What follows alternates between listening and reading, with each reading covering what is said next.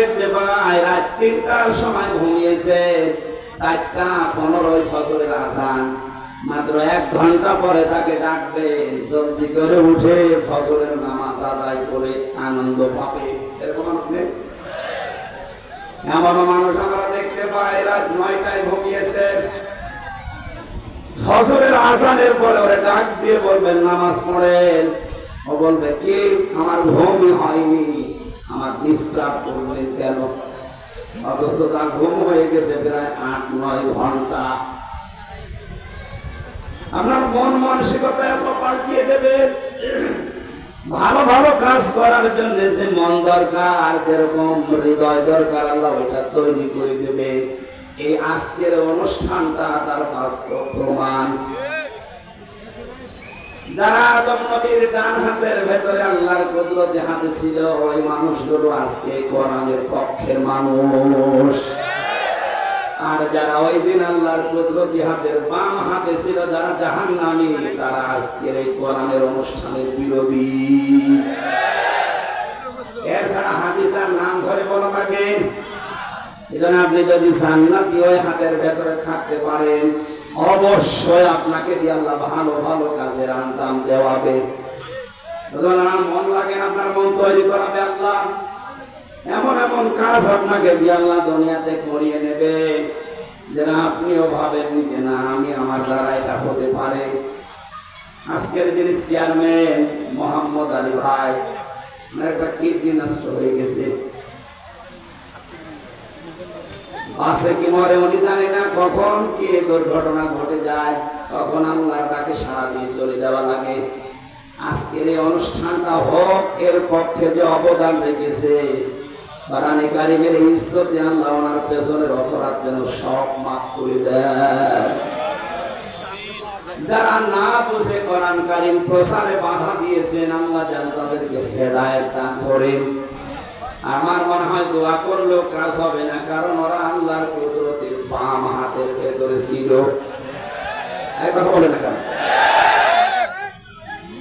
আমরা যারা ডান হাতের ভেতরে ছিলাম, তাদের দ্বারা দেখবেন ভালো ভালো কাজ দুনিয়াতে মানবতার পক্ষে, কোরআনের পক্ষে, আল্লাহর নির্দেশনা মতো কাজ আপনাকে আল্লাহ করিয়ে নেবে।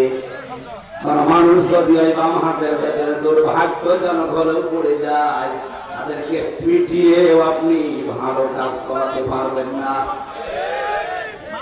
আমরা যারা ভালো ভালো কাজে উদ্বুদ্ধ হয়, আমাদের আনন্দ লাগে, আমরা খুশি হয়ে বলছি আলহামদুলিল্লাহ। মাঝে মাঝে আমার এই ছোট্ট জীবনে আশ্চর্য লাগে, বিশেষ করে বাংলাদেশ, ভারত আর পাকিস্তানের কিছু মুসলমানের আচরণে। আজকের যিনি সভাপতি আছেন মাওলানা এজাজুল ইসলাম, ওনাকে যদি বলি টয়লেটে যান, বাম পা দিয়ে প্রবেশ করে আল্লাহুম্মা ইন্নী আউযু বিকা মিনাল খুবুসি ওয়াল খাবাইস এটা পড়ে বসবে। 8-10 মিনিট 15 মিনিট টয়লেট শেষ করার পরে ডান পা দিয়ে বের হবে। গফরানাকা আলহামদুলিল্লাহিল্লাযী আযহাবা আন্নিল আযা ওয়া আফানি। এই যে যতক্ষণ পর্যন্ত টয়লেটে ছিল পুরাটাই আল্লাহর ইবাদত। পুরাটা কি? আরো জোরে বলেন। মানে ইবাদত এতক্ষণ করতে পারে না, এজন্য বের হওয়ার পরেই করেছে গফরানাক, আল্লাহ আমাকে মাফ করে দাও।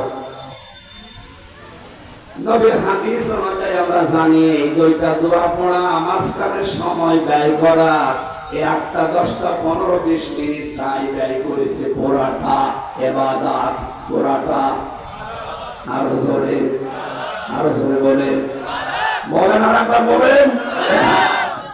এরা যেমন সহজে ইবাদত আপনি বুঝে ফেললেন, টয়লেটের মধ্যে একটা নিকৃষ্ট কাজ করার জন্য শুধু নবীর সুন্নাত অনুযায়ী যদি আপনি আমল করলে 10-15 মিনিট 20 মিনিট ইবাদত হয়ে যায়। বিশ্ব নবী কোরআন দিয়ে 10 বছর রাষ্ট্র চালিয়েছিলেন। এটা তো আপনি বানালাম নাকি? 10 বছর যিনি এটা দিয়ে রাষ্ট্র চালালেন, এইটার কথা তৈরি করতে গেলে বলতে গেলে আপনার কাছে রাজনীতি মনে হয়। আমি তো মানুষ নেই,